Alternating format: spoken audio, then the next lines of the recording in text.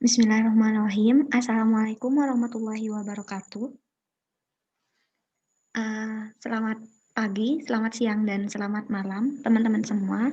Perkenalkan, kami dari kelompok 5, yang dimana anggotanya ada Dela Ainur Rohma, Diana Fitriati, Kamaluddin, Kiki Kurnia, Lutfi Rizky, Teresa, dan saya sendiri, Siska. Di sini kami akan membahas materi tentang Adaptive Control System. Di sini ada beberapa outline yang akan kita bahas. Yang pertama ada pengertian, contoh kondisi untuk kontrol adaptif, syarat perlakuan, selanjutnya kontrol safe tuning, dan yang terakhir ada implementasi dan keuntungan. Yang pertama ada adaptive control system. Sistem kontrol adaptif adalah sistem di mana parameter pengontrol disesuaikan secara otomatis untuk mengimbangi perubahan kondisi proses. Nah, masalah kontrol proses pasti memerlukan penyetelan online dari controller untuk mencapai tingkat kontrol yang memuaskan. Nah, jika kondisi operasi, proses, atau lingkungan berubah secara signifikan, pengontrol mungkin harus disetel ulang. Jika perubahan ini sering terjadi, maka teknik pengendalian adaptif ini harus juga dipertimbangkan. Banyak teknik kontrol adaptif telah diusulkan untuk situasi di mana perubahan proses sebagian besar tidak bisa diketahui atau tidak dapat diprediksi. Jadi, pada pembahasan kali ini, kami akan membahas tentang penyesuaian otomatis pengaturan pengontrol umpan balik. Di sini ada beberapa contoh perubahan kondisi proses yang mungkin memerlukan kontrol adaptif sistem ini. Yang pertama ada perubahan karakteristik peralatan, misalnya pengotoran penukar panas dan deaktivasi katalis. Nah, proses ini memerlukan suatu kontrol adaptif sistem ini. Yang kedua ada status operasional yang tidak biasa, seperti kegagalan, startup, dan shutdown, atau operasi batch. Yang ketiga, gangguan besar yang sering terjadi. Jadi gangguan-gangguan yang sering terjadi seperti contohnya yaitu komposisi umpannya berubah-ubah dan juga kualitas bahan bakar. Yang selanjutnya yang tidak bisa diprediksi juga ada variasi lingkungan. Contohnya yaitu badai hujan dan siklus harian. Jadi kan kondisi-kondisi seperti ini tidak bisa kita prediksi setiap harinya. Apakah akan ada badai atau seperti apa. Yang selanjutnya ada perubahan spesifikasi produk atau perubahan tingkat dari laju aliran produk yang dihasilkan. Kenapa produk ini harus dikontrol? Karena ini akan mempengaruhi kualitas akhir dari produk itu sendiri. Yang terakhir ada perilaku nonlinier yang melekat.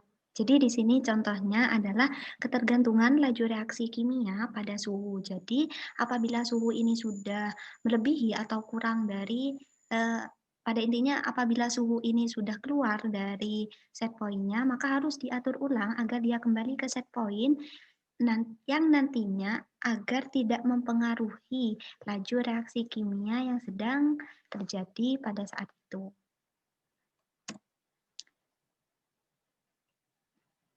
Nah, di sini ada syarat perlakuan kontrol adaptif. Kapan sih kontrol adaptif ini harus diterapkan gitu? Yang pertama, pengendalian adaptif harus dilaksanakan ketika proses perubahan itu tidak dapat diukur atau diprediksi. Namun, apabila proses itu perubahan suatu proses itu masih dapat diukur dan diprediksi, maka dapat menggunakan metode yang sebelumnya yaitu nonlinear control. Selanjutnya, syarat selanjutnya ada pengendalian adaptif itu harus dilaksanakan dengan cara umpan balik. Nah, karena apabila menggunakan strategi umpan maju seperti adaptasi terprogram, ini peluang untuk berhasilnya itu sangat sedikit. Yang selanjutnya, terdapat banyak pengontrol seperti halnya di atas disebut sebagai pengontrol safe tuning atau pengontrol adaptif diri. Jadi, pengontrol adaptif diri di sini pengontrol yang dia itu otomatis kembali ke set point atau titik yang sudah ditentukan, yang diinginkan. Selanjutnya yaitu control self tuning. Dalam control self tuning, parameter dalam model proses diperbarui saat data baru diperoleh, yaitu menggunakan metode estimasi online. Dan perhitungan kontrol didasarkan pada model yang diperbarui. Pengaturan pengontrolnya dapat dinyatakan sebagai fungsi dari parameter model, dan perkiraan model ini diperbarui secara online, di mana saat data input atau output proses diterima. Selanjutnya yaitu implementasi control self tuning, yaitu gambar diagram blok control self tuning. Ada 3 komputasi yang digunakan dalam diagram blok control self tuning. Yang pertama, estimasi parameter model, kalkulasi pengaturan pengontrol, dan kalkulasi keluaran pengontrol dalam loop umpan balik. Sebagian besar teknik estimasi parameter real time mengharuskan sinyal pemaksaan eksternal, di mana diperkenalkan untuk memungkinkan estimasi parameter model yang akurat. Sinyal gangguan seperti itu dapat dengan sengaja dimasukkan melalui titik setel atau ditambahkan ke keluaran pengontrol, di mana selama setiap gangguan atau perubahan titik setel, respon proses dibandingkan dengan respon model yang diprediksi, yang kemudian model dapat diperbarui berdasarkan kesalahan prediksi.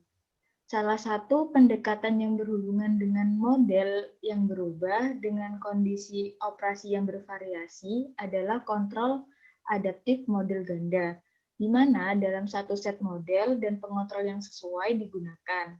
Fungsi dari pembobotan digunakan untuk memilih kombinasi model yang paling cocok dengan perilaku proses input ataupun output.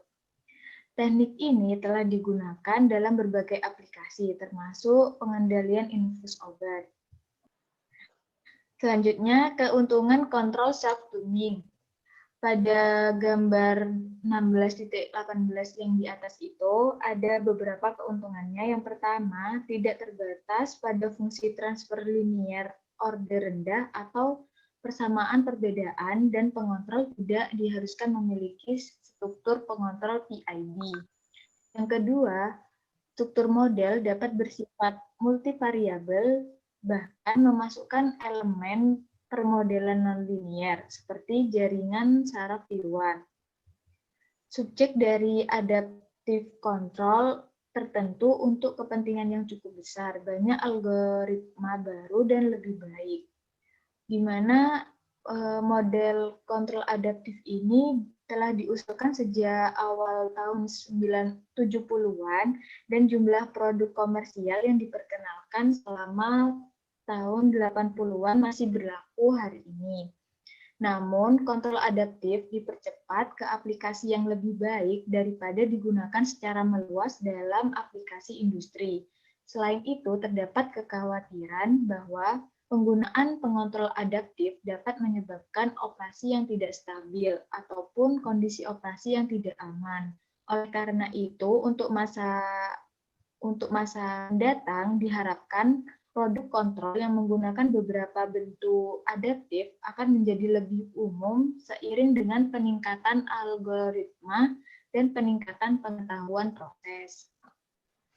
Terima kasih, mungkin hanya itu yang dapat kami sampaikan. Kurang lebihnya kami mohon maaf apabila ada yang belum dimengerti. Bisa menghubungi salah satu dari anggota kami atau langsung chat di kolom komentar. Terima kasih, semoga bermanfaat. Wassalamualaikum warahmatullahi wabarakatuh.